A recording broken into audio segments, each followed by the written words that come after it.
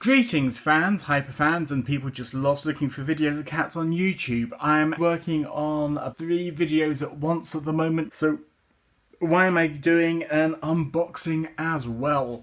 Well, quite honestly, I have had an absolutely rubbish day. I kind of know what's in this, and I needed cheering up, and New Toys is that little serotonin boost that helps get you through some of the really rubbish times. So,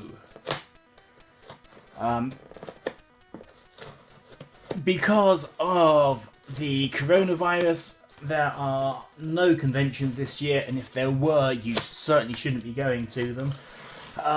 Which means that a lot of people who do good stuff at conventions, like the guys at Toyfu, who are a lovely bunch of chaps who sell Transformers and raise money for Mary's Meals. Links to all of that in the description below. They did a online stall over the weekend and included a Twitch stream, and they put up a list of a whole bunch of really awesome toys, and I think they sold out. There was one thing that I wanted to get hold of for a custom, so I dove in, and I also saw something a little bit special. This is so well packed. I mean, if online retailers pack stuff this well, I would buy more stuff online. And then there's this guy. Now,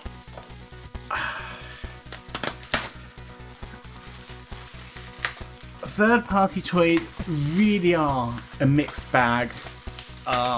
Going from the what the hellness of some to the what the of others.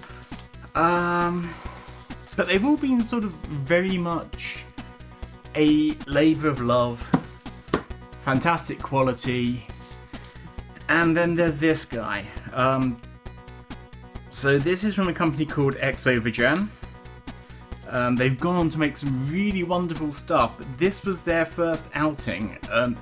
Despite having this beautiful, beautiful box, this toy is universally accepted to be the absolute worst third-party Transformer. He was going for, at one point, 120, and I got him for a £5.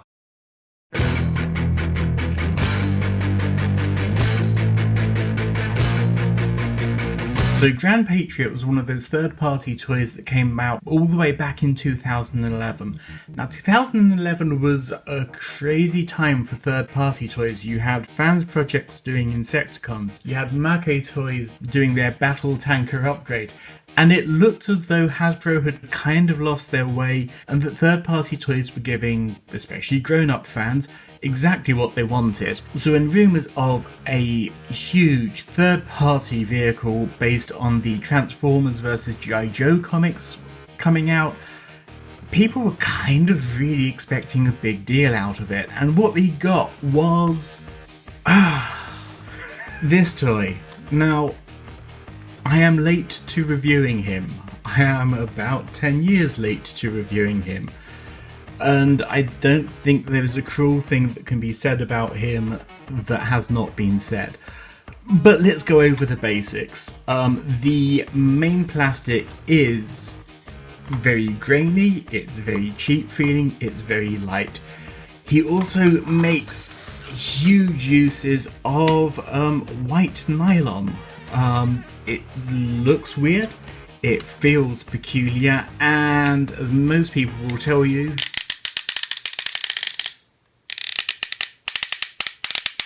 it sounds horrifically scary.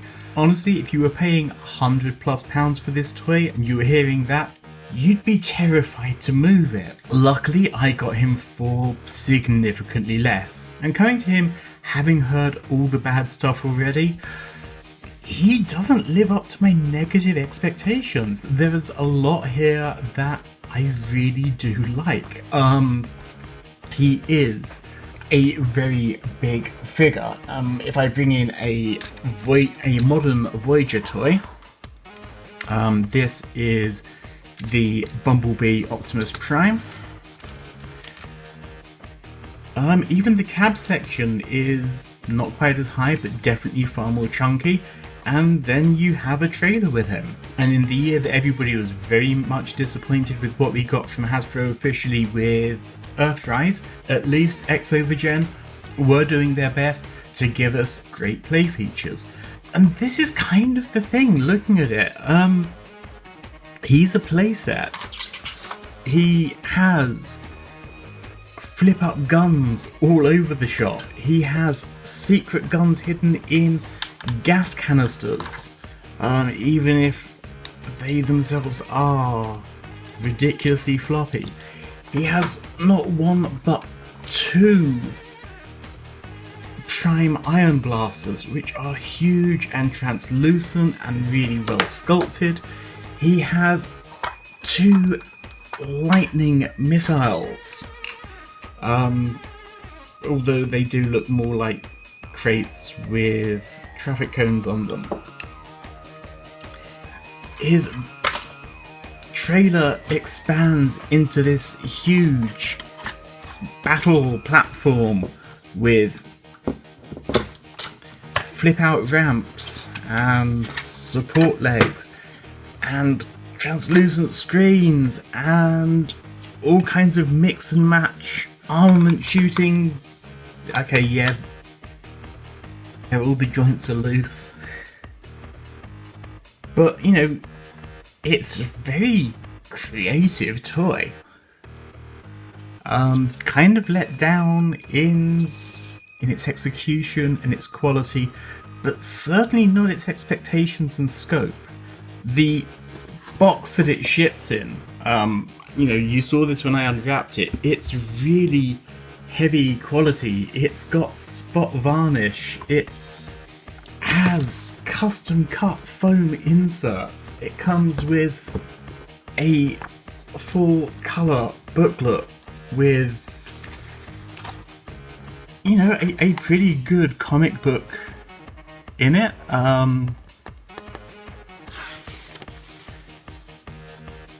Some indicator of what you can do with the different modes.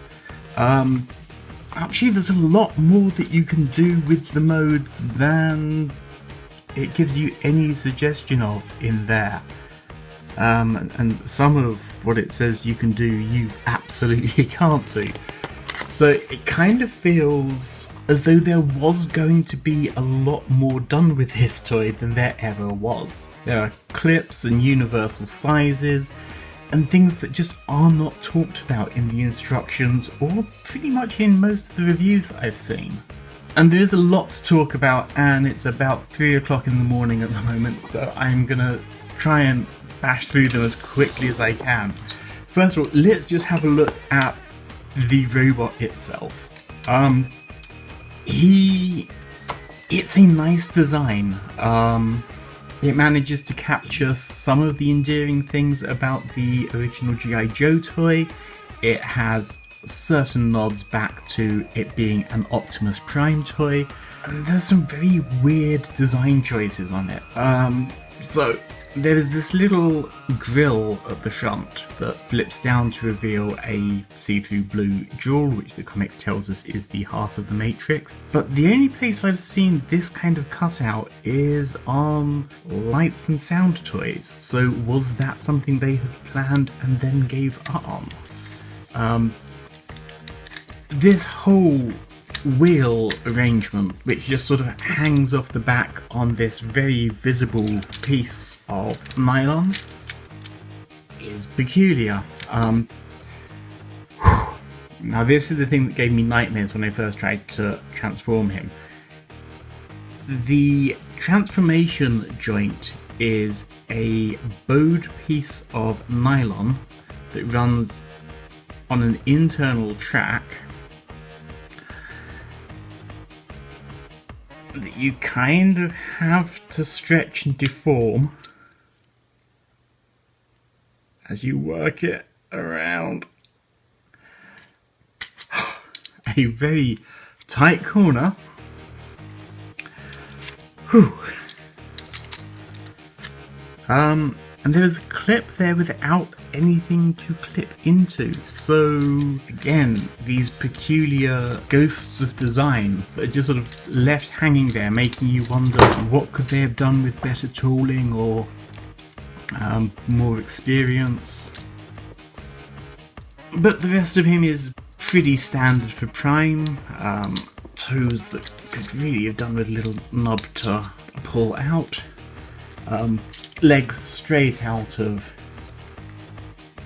the classics Optimus Prime. Back wheels that just fall off because of the way that nylon works. And this huge sort of back panel that doesn't really go anywhere. Wrists are on a nice swivel, which is something. The hips are on a ball joint with a cut, so you can get some quite good motion out to the side. The skirts move up, so you can move it up to the front, but that noise is just terrifying. The head doesn't really lock into position, so he keeps on sort of looking down, but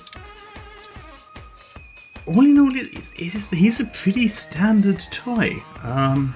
But where in vehicle mode nothing really collapses down to the extent that it should, in robot mode nothing stays where it's supposed to. I could probably take a couple of bottles of super glue to tighten up the right joints and loosen the others, but design-wise he's really lovely. That slightly more angular military style really works. So for size comparison, here he is next to classic Starscream, and because I just wanted to see these two characters together, here he is next to Transformers Prime Bulkhead. Again, he's a good head and shoulders taller than a Voyager, and because of a point I will get to in a moment, here he is next to a modern G.I. Joe figure. Now, the big point about this figure, and the whole reason the company are called Xovergen, is because this design is not just a Transformer, but a G.I. Joe vehicle. The original Rolling Thunder was something like 41 inches long with all guns out, and it's quite obvious that this incarnation is meant to work with G.I. Joe figures. But even in that, it kind of falls short. You can kind of interact. There are definite elements designed to be used with G.I. Joe figures. There are workstations and bays that figures can fit into, but they all kind of squeeze in there rather than work there naturally. Some of the accessories have these tiny 2mm ports which look as though they should be having G.I. Joe size handles for them, but I have a feeling that a lot of this toy was cut in production.